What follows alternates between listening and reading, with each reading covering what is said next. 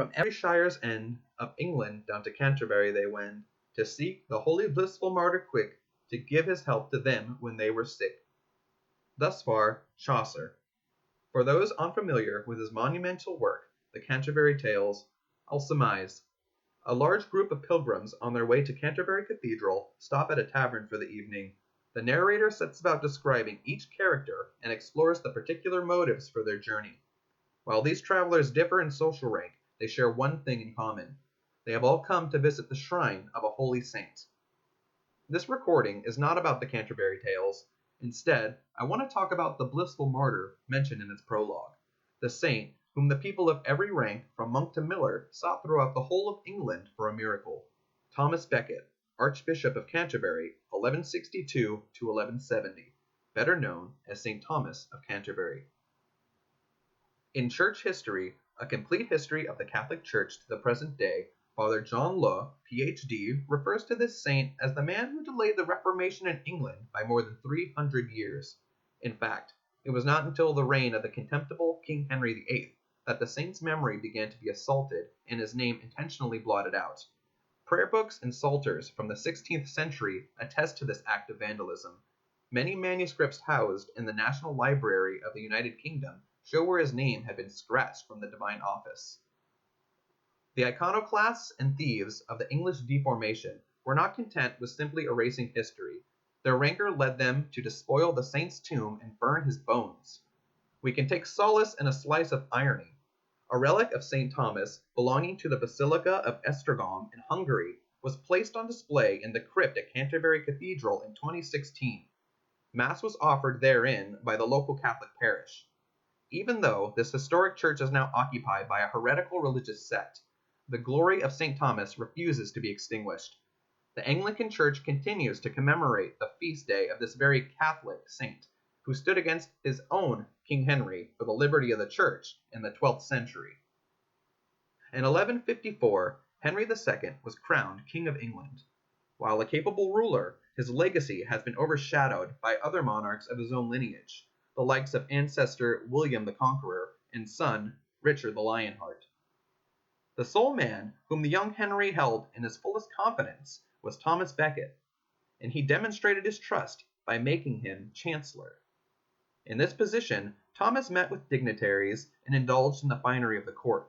He attended Henry on his wars in France, and as Father Lowe records, his chivalric exploits in Normandy at the head of a large body of knights was more befitting the career of a military adventurer than that of a churchman.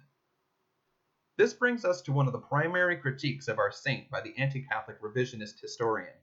The argument goes, your so-called holy saint led a life of luxury and took part in campaigns of genocide. How can a man of God condone such violence? St. Thomas was indeed a sinner, and partook in the diplomatic struggles of his day, which included accompanying his king in battle. But Saul of Tarsus persecuted the early church before he was knocked from his horse and became Paul. In his epistle to the Ephesians, he teaches us to put on the new man, who according to God is created in justice and holiness of truth. When St. Thomas received holy orders, he discarded his soiled worldly garments and put on this new man. As Voragine records in The Golden Legend, the new dignity immediately made him a different and perfect man. He took up his archbishopric in all sincerity and began to apply himself to the corporal works of mercy. Before succumbing to decay, a hair shirt worn by St. Thomas was recorded among the relics housed in Canterbury Cathedral, a testament to his change from chancellor to churchman. He would wear the shirt under his alb in order to conceal the penance from his brothers.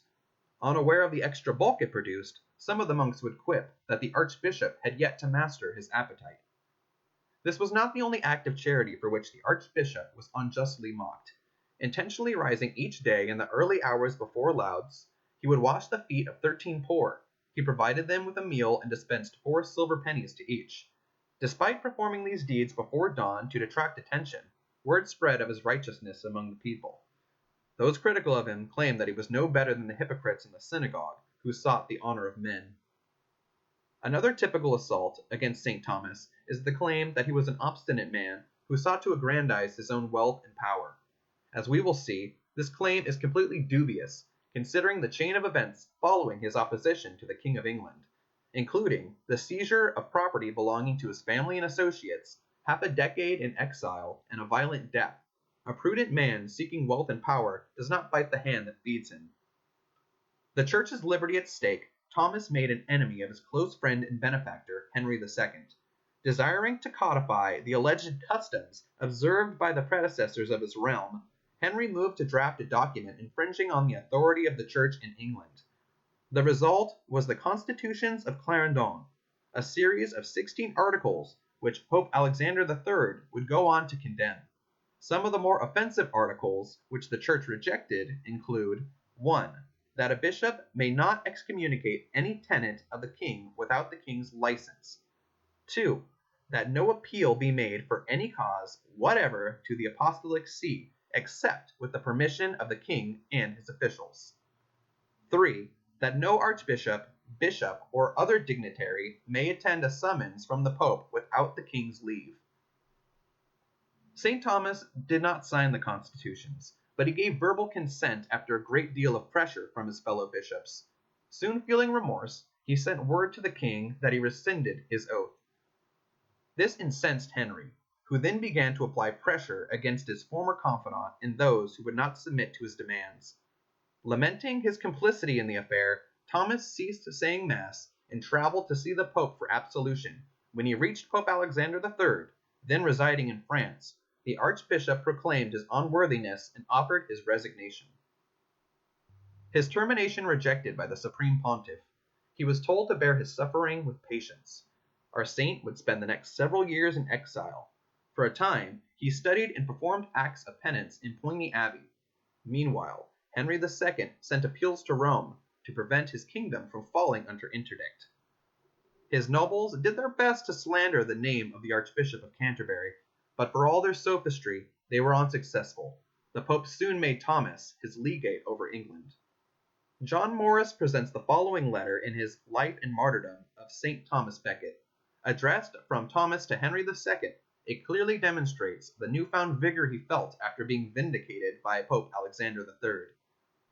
My lord, the daughter of Zion is held captive in your kingdom.